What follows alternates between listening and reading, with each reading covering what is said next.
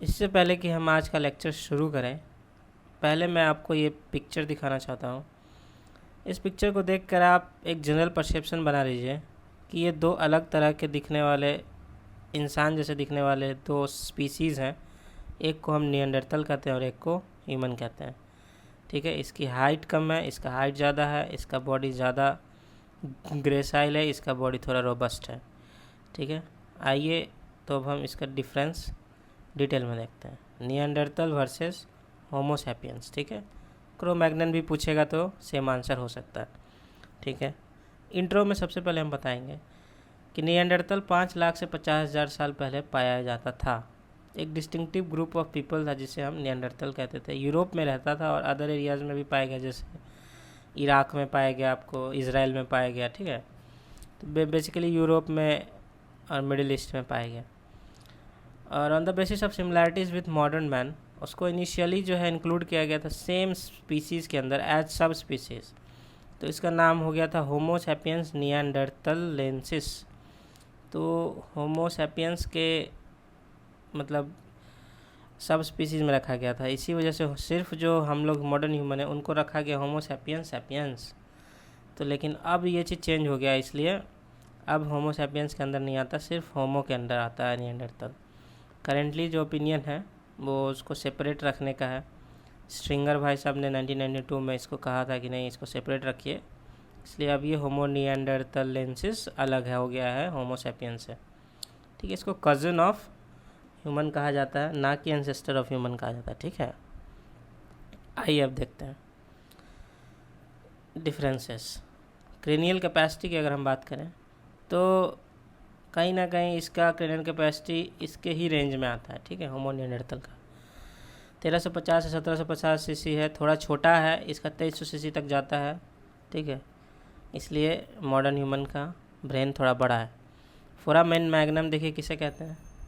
अगर आप ये हमारे खोपड़ी को नीचे से देख रहे हैं तो ये होल जो है जिसके थ्रू स्पाइनल कॉर्ड अंदर जाता है, ये ह्यूमंस में यहाँ अगर प्लेस्ड है तो होमो निएंडरथल में थोड़ा और पीछे प्लेस्ड होता है। ठीक है, थोड़ा सा उनका पोजीशन जो है बैकवर्ड होता है हम लोग से। ठीक है, तो वही यहाँ लिखा हुआ है कि placed centrally and placed more backwardly. ठीक है, नेक्स्ट है जाइगोमेटिक आर्च। देखिए जाइगोमेटिक आर्च इसे किसे कहते हैं, इस वाले बोन को हम जाइगोमेटिक बोन कहते हैं और इसी को आर्च भी कहते हैं। ठीक है, यहाँ एक आर्च बनता है यहाँ पे, इसे जाइगोमेटिक आर्च कहते हैं।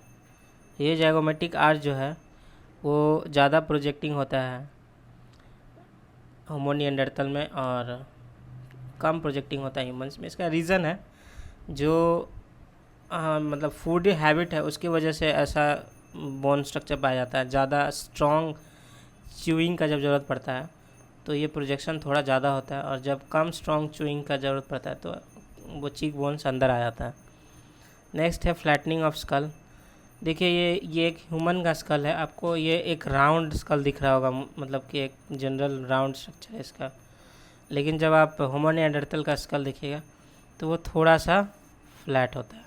ठीक है, तो हम लोग का स्कल थोड़ा सा राउंड है और हाई है, और इनका स्कल जो है फ्लैट है। अब हम बात करें अगर ऑसिपुट प्रोजेक्शन की, तो देखिए ब्रेन के पीछे वाले हिस्से को हम कहते हैं ऑसिपिटल रीजन। तो यहीं पे एक प्रोजेक्शन होता है, यहाँ पे देखिए, अगर ध्यान से देखिएगा तो यहाँ एक प्रोजेक्शन होता है। तो इस प्रोजेक्शन का जो मतलब अमाउंट है वो ज़्यादा होता है होमो निएंडरथल में, कम होता है ह्यूमंस में। ठीक है, ऑसिपुट प्रोजेक्शन। नेक्स्ट है पैराइटो टेम्पोरल शूटर। तो ये ब्रेन है अगर हमारा, तो ऊपर वाले हिस्से को पैराइटल लोब कहते हैं, नीचे वाले को टेम्पोरल लोब कहते हैं। तो उसी के बीच का जो ये गैप है, एक खाई जैसा, रिज जैसा है, इसे हम कहते हैं पैराइटो टेम्पोरल शूटर। ठीक है, नेक्स्ट है मैस्टॉइड प्रोसेस। मैस्टॉइड प्रोसेस एक बोन स्ट्रक्चर होता है जो बाइपेडल लोकोमोशन को दिखाता है, रिप्रेजेंट करता है। देखिए ये वाला बोन स्ट्रक्चर कान के पीछे होता है, ये ऐसे ट्रायंगुलर शेप का बोन प्रोजेक्टेड होता है। तो ये हमारे अंदर वेल डेवलप्ड होता है, बट इनके अंदर उतना डेवलप्ड नहीं होता है। एल्वियोलर रीजन की अगर हम बात करें, देखिए एल्वियोलर रीजन हमारे गम्स को कहते हैं। ये जो गम्स है इसे हम एल्वियोलर रीजन कहते हैं। तो ह्यूमंस में ये मर्ज्ड होता है नेज़ल फ्लोर के साथ, मतलब नाक के नीचे वाला जो फ्लोर है उसके साथ हमारा गम्स मर्ज्ड होता है। और इसका जो एल्वियोलर रीजन है ये सेपरेट होता है, ये नेज़ल फ्लोर से मर्ज नहीं होता अच्छे से, ठीक है। वहीं अगर हम बात करें चिन की, मतलब ठुड्डी की, तो हमारे में अच्छे से डेवलप्ड होता है, इनमें रूडिमेंट्री होता है, मतलब किसी किसी में तो दिखाई देता है थोड़ा बहुत चिन, किसी किसी में नहीं है दिखाई देता है। ब्रो रिज, मतलब हमारा जो आईब्रोज़ है वहाँ पे हड्डी है तो वो थोड़ा प्रोजेक्टेड होता है इसमें और कंटिन्यूस होता है।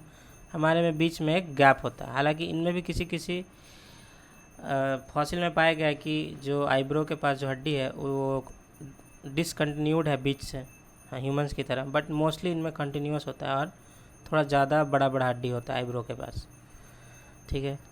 फॉरवर्ड प्रोजेक्शन ऑफ फेस, जिसको हम प्रोग्नेटिज्म कहते हैं, इनमें थोड़ा सा होता है प्रोग्नेटिज्म, हमारे में एकदम स्ट्रेट फेस होता है जनरली। टीथ जो है इनमें लार्जर होता है, हमारे में कम होता है, छोटा होता है, क्योंकि हमारा फूड हैबिट ऐसा है कि हम ज़्यादा कुक्ड फूड खाते हैं, इस वजह से हमें ज़्यादा बड़े दांतों की ज़रूरत नहीं पड़ती। पोस्ट क्रेनियल स्ट्रक्चर्स की बात करें अगर हम, तो बोन्स की अगर हम बात करें तो more curved with large area for muscle attachment, और इसमें क्या है more straight with small area for muscle attachment. जो भी लंबी हड्डियां हैं हमारे शरीर में, इनमें मसल अटैचमेंट के लिए इसमें ज़्यादा कर्व होता है, और इसमें हमारा जो हड्डी है सब ज़्यादा स्ट्रेट है, क्योंकि हमारा मसल अटैचमेंट उतना ज़रूरत नहीं। हमारा बॉडी जो है ग्रेसाइल है और उनका बॉडी जो है वो रोबस्ट है, तो रोबस्ट होने के लिए मसल्स ज़्यादा चाहिए, इसलिए इसमें हड्डियों में कर्व पाया जाता है, ठीक है। हर जगह पे थोड़ा थोड़ा हड्डी कर्व है, हमारा हड्डी स्ट्रेट। सॉकेट्स ऑफ फेमूर जो है वो फर्दर बैक और ये फर्दर फॉरवर्ड है, मतलब कि जहाँ पे थाई बोन जो हमारे पेल्विस से अटैच होता है वो लेटरली, अगर आप देखिएगा साइड प्रोफाइल से ह्यूमन को देखिएगा कि ऐसे खड़ा है, तो सॉकेट जो है वो ज़्यादा पीछे की तरफ है और हमारा सॉकेट जो है फॉरवर्ड है, मतलब कि हमारा बायपेडल लोकोमोशन इनसे बेटर हो जाता है इन्हीं बोन्स की वजह से। देखिए स्कैपुला को आप स्किप कर सकते हैं, बट अगेन स्कैपुला कहते हैं हम हमारे शोल्डर ब्लेड्स को। अब इसका डॉर्सल ग्रूव और वेंट्रल ग्रूव बिना पिक्चर दिखाए हुए आप एग्जामिनर को अगर लिखिएगा भी तो उसको समझ में नहीं आएगा कि आप एक्सप्लेन क्या कर रहे हैं, ठीक है। पेल्विस जो है इसका थोड़ा ज़्यादा ब्रॉडर होता है और इसका कम ब्रॉडर होता है, तो इस वजह से हमारा जो बॉडी है वो लंबा ज़्यादा है और फिर भी बाइपेडल अच्छा करते हैं हम लोग। इनका ब्रॉडर है तो इनका हाइट कम हो जाता है उस वजह से, और बॉडी ब्रॉड हो जाता है। ये डायग्राम आप ड्रॉ करके आएंगे। अभी ऊपर मैंने जितने डायग्राम दिखाए वो बस अंडरस्टैंडिंग के पर्पज़ से थे, ड्रॉ आपको ये वाला ही करके आना है कि इसमें देखिए ऑसिपिटल प्रोजेक्शन थोड़ा ज़्यादा प्रोमिनेंट करके दिखाया गया, इतना भी नहीं निकला होता है पीछे से, ब्रेन थोड़ा सा निकला होता है। और फोरहेड जो है वो स्ट्रेट है, रिसीडिंग है, मतलब कि फोरहेड ऐसे डायरेक्ट पीछे की तरफ चला गया। हमारे में फोरहेड पहले ऐसे जाता है फिर ऐसे जाता है, इनमें डायरेक्ट पीछे चला गया। और भी आप दिखाएंगे कि स्कल जो है वो राउंड नहीं है, जनरल फ्लैट है, और थोड़ा फ्लैट ड्रॉ करेंगे, ठीक है। जाइगोमेट्रिक आर्च, इस हड्डी को अभी मैंने आपको दिखाया था, यहाँ पे जो हड्डी होती है उसे कहते हैं, तो जाइगोमेट्रिक आर्च इसमें प्रोजेक्टिंग होता है। प्रोग्नेटिज्म दिखा दिया है, दांत जो है बाहर की तरफ ऐसे निकला हुआ है, हमारा स्ट्रेट फेस है तो इसको ऑर्थोग्नेटिज्म कहते हैं। मैस्टॉइड प्रोसेस यहाँ पे दिखाया है छोटा सा, और यहाँ मैस्टॉइड प्रोसेस थोड़ा बड़ा दिखा देंगे हम लोग। चिन जो है वो लेस डेवलप्ड है, मतलब यहाँ से ऐसे राउंड हो जाता है, और हमारे में चिन जो है ऐसे स्ट्रेट पहले दिखाई देता है, तो ये आप बना के आएंगे। और ये पेल्विस जो है इसका तो सिंपल डायग्राम बटरफ्लाई जैसा होता है, और आप इसको ज़रूर ड्रॉ करके आएंगे, ठीक है। इसका ब्रॉड बना के आएंगे, इसका थोड़ा ऐसे लंबा और कम ब्रॉड बना के आएंगे। चलिए डिफरेंसेस देख लिया, अब हम सिमिलैरिटीज़ देख लेते हैं। लार्ज फेस दोनों का है, लार्ज ब्रो रिज दोनों में है, बट अगेन थोड़ा सा उसमें बड़ा होता है। And depressions of nose resembling modern Australoid, जो नाक का जो मतलब हमारा छेद वगैरह है नेज़ल, तो वो सब लगभग सेम है। Broad nasal bone, and nasal aperture resembling negroids. नाक जो है चौड़ा चौड़ा है, ठीक है। Face below the orbit resembles modern man. Orbits मतलब आँखों के नीचे का जो फेस है वो मॉडर्न मैन से मिलता है, हालांकि अपाला मैम ने इसे काट रखा है। ये पॉइंट उतना स्ट्रॉन्ग पॉइंट नहीं है, इसलिए लिख भी सकते नहीं भी लिख सकते। Upper alveolar border deep edge in negroid and australoid. देखिए अभी हमने पढ़ा था कि एल्वियोलर रीजन जो है मर्ज करता है नेजल फ्लोर के साथ ह्यूमंस में, और उनमें मर्ज नहीं करता। बट अगेन उनमें भी डीप पाया जाता है, मतलब कि अंदर तक जाता है। एल्वियोलर रीजन मतलब गम्स जो है वो अंदर तक जाता है, बट नेजल फ्लोर से अटैच उसमें नहीं होता है। Dentition resembles modern man, absence of diastema. ये सबसे अच्छा पॉइंट है कि दोनों में डायस्टेमा नहीं होता। डायस्टेमा कहते हैं हम दांतों के बीच के गैप्स को। तो इंसीजर्स और कैनाइंस में जनरली अभी भी आप देखिएगा कुछ कुछ लोगों के गैप्स होते हैं जो पिन लगाकर उसको कवर करते हैं, तो वो गैप जनरली नहीं पाया जाता है दोनों में। Four arm shorter than upper arm. दोनों का जो फोर आर्म है वो अपर आर्म से छोटा है थोड़ा सा।